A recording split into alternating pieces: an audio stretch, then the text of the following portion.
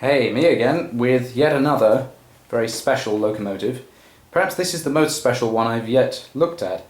This has a lot of personal meaning to me, and as you can see, we're looking at a Rivarossi red box series from, I think, the 1970s or 80s, or maybe it's later than that, maybe it's the 90s. It's a little worse for wear, there's bits coming off it, but wait till you see what I've got inside. So there we are. This, in case you don't know what it is an extremely large American locomotive built by the Alco company, I'm pretty sure, known as a Challenger. Now,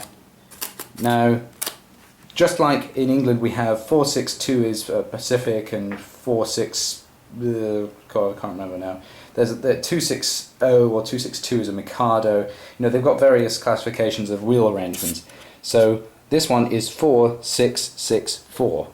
It's only 2 wheel sets short of being a big boy, so it's still a fairly massive freight, primarily a freight hauling locomotive.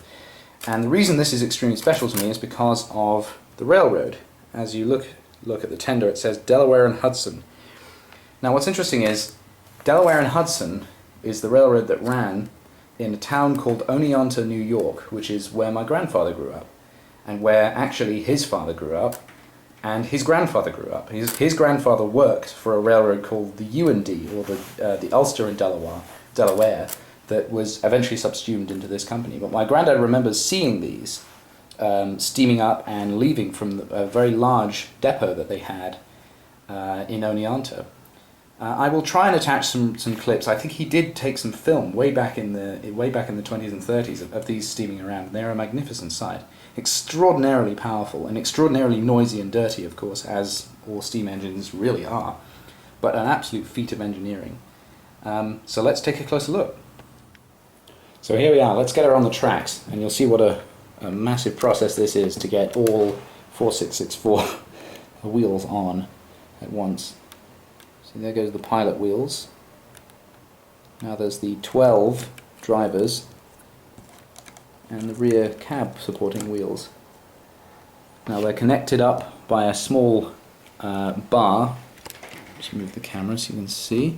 Small bar at the back which you can adjust, and you can fit it as close as you like to the thing, depending on, of course, your sort of radius, whether you've got the radius to accommodate that. So there we go. That is a very, very impressively large locomotive. I don't think I've ever actually seen a real one of these, but I imagine it would be enormous. I've seen something approaching its size. I've seen plenty of Northerns, and those are still huge, but these ones are particularly enormous. Now what's interesting about these is, as you can see, they've got 2 sets of pistons. This is actually what's known as an articulated locomotive, where the entire boiler sits on top, and then you've got these dual sets of pistons, and that gives it super huge amounts of traction, so you can haul 80-90 freight cars behind you. Now apparently they were an absolute beast to get started up, because it took you 2 or so hours to get it steamed up ready to haul a train. And you can see how large the tender is. Now bearing in mind that a HO person would be about that tall, maybe, off of the table there, you can imagine just how daunting something of this scale would be. So take a look at how much coal that is. That's all full of coal in the back there, and then they've got some water tanks as well, because these things guzzle water like nothing. So let's take a look at the detail on this model. This is obviously a very, very premium range Rivarossi model. I should point out that we didn't buy this. This is actually my grandfather's model. We are looking after it for him because he doesn't have a layout, so he sort of lets us sort of keep it safe and look after it and run it occasionally. He did a little bit of work on it. I think he painted the white trim on the walkways here, and I think he was thinking about trying to paint some of the wheels on these engines were sometimes white as well. I can't remember whether he said he was going to do that or not, but he never got around to it anyway. He did a little bit of work on the funnel there, which looks very D&H, and I think he added the bell at the front as well. This was always a D&H model, it's just it had some little inaccuracies which my granddad has corrected according to his memory. So at the front, we've got fairly impressive and painful looking cowcatcher there, which you wouldn't want to run into. And this entire prow actually moves side to side when you're turning corners, because of course even something of that size, even a radius on a real railroad sometimes wouldn't accommodate something like that. It would have to have articulated pieces in the middle, and especially if you're going to try and do any switching or anything. So let's get it moving. Oop.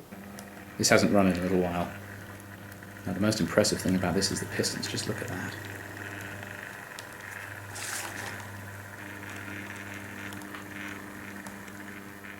Now, just like the real thing, this is absolutely indomitable and unstoppable. It is probably the strongest locomotive we own.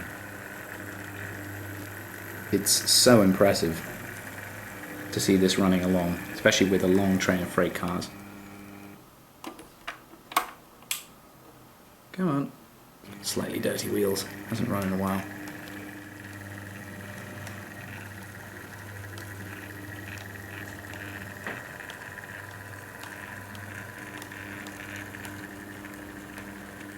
Now to give you some impression of the scale, here's what it looks like running right by the camera. You see we've got a very faint headlight. Look at the size of that thing. That's like watching the Star Destroyer go by at the opening of Star Wars.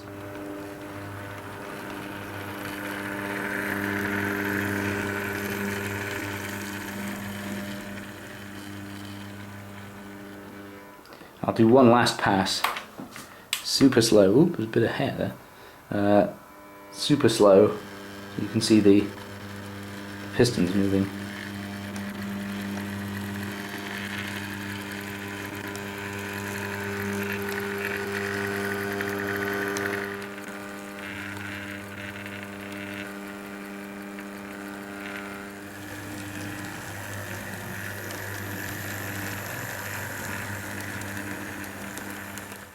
So I hope you enjoyed looking at this really very prized possession of mine. Have a good time and see you next week.